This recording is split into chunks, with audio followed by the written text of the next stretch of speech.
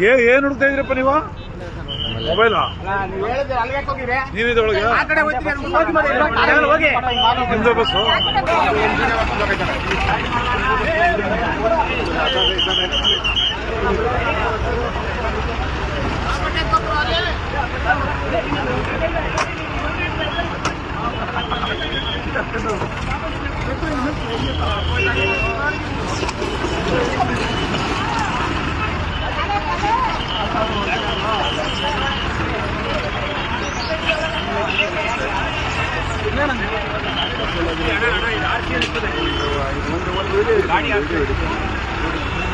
ಇದು ಮೊಬೈಲ್ ಇದೆ ಆಯ್ತು ಹೋಗ್ರಿ ಹೊರಗಡೆ.